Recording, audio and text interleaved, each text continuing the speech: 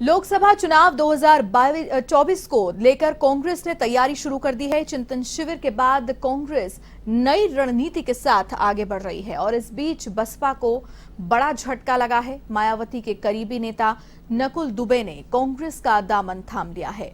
उन्होंने दिल्ली में पार्टी की सदस्यता ली, जिनसे बात की हमारे संवाददाता ज्योति सिंह ने। आइए आपको दिखाते हैं।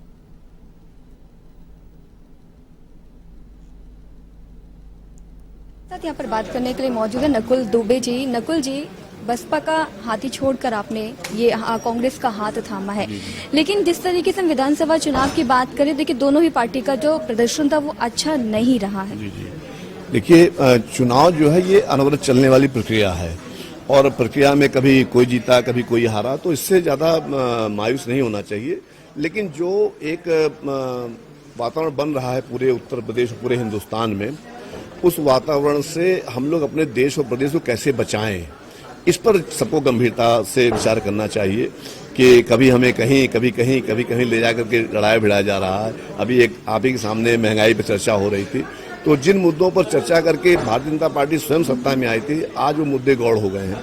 तो कांग्रेस पार्टी में कम से कम सुनवाई तो थी, या कांग्रेस पार्टी सुनवाई करके चीजों का निदान तो करने का प्रयास करती थी। आज कहीं कोई सुनवाई नहीं है। इसीलिए हम लोग चाहते हैं कि एक बार पुनः स्वस्थ और ईमानदार लोकतंत्र की स्थापना हो और कांग्रेस पार्टी पुनः सत्ता में आए। इसीलिए हमने कांग्रेस पार्टी ली। ऐसी कौन सी वजह रही जो आपको बसपा का दामन छोड़ना पड़ा? देखिए, वजह कोई नहीं। मैंने कहा ना कि इस वक्त वास्तव में हम लोगों में राष्ट्रभक्ति जग रही है। थोड़ा देर से जग रही है, लेकिन राष्ट्रभक्ति जग रही है। इसलिए अपने देश का हम लोग देश की इस तरह तबाही बर्बादी नहीं देख पा रहे हैं, इसलिए हम लोग कांग्रेस पार्टी ज्वाइन। यानी ये माने कि बसपा जो है वो कहीं ना कहीं अपना वोट बैंक यूपी के अंदर खोती हुई दिखाई दे रही है। वो न मांगो, जो मानना आप मान लीजिए। उस पर जो आप मानना चाहती है आप माने, उस पर पूरा अधिकार है। मैंने जो कहना था मैंने आपके सामने। एक सवाल ये भी है कि आपकी ज्वाइनिंग ऐसे समय में हुई है जब कांग्रेस के कई नेता जो है जो पार्टी छोड़ कर जा रहे हैं। हार्दिक पटेल की बात करें, सुनील झाकड़ की बात करें, कई नेता ऐसे वक्त पे जा रहे हैं।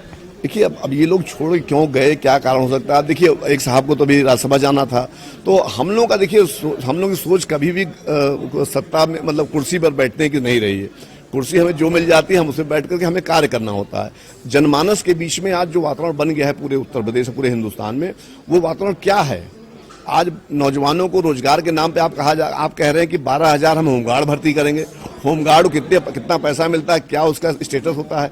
आप स्टेटस वाली एक भी नौकरी किसी को देना नहीं चाहते। नौजवान आखिर हमारा जाए तो जाए कहाँ? और उसको आप कह देते हो कि आज तुमको ये करना है। आज तो मैं देख करके मैं दंग रह गया कि मध्य प्रदेश की घटना है कि उसमें पंडित जवाहरलाल जी की उस पर मूर्ति पर जो हमला हो रहा है, तो ये क्या सिचुएशन बन रहा है कि कहीं पंडित जी लोगों पर हमला है, कहीं हमारे बाबा साहब पर हमला है, कहीं हमारे दलित भाइयों पर हमला, कहीं हमारे मुस्लिम भाइयों पर हमला। ये आखिर हमारे देश में जो अनेकता में एकता का जो समूह चला करता था, जिसकी हम लोग गाथा पिछले 50-60 सालों से गाते चले आ रहे हैं, आज वो गाथा कहाँ जा रही है?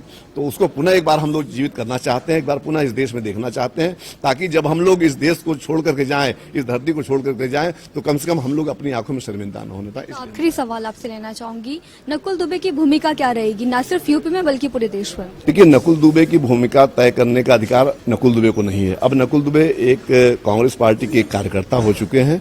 जो भी भूमिका हमको यहाँ का राष्ट्रीय नेतृत्व देगा या प्रदेश का नेतृत्व देगा, उस भूमिका को निभाने के लिए पूरे। धन्यवाद हमसे बात करने के लिए। तो नकुल दुबे हमसे यहाँ पर बात कर रहे थे। कैमरा पर्सन रेहान के साथ ज्योति सिंह, A1 TV, दिल्ली।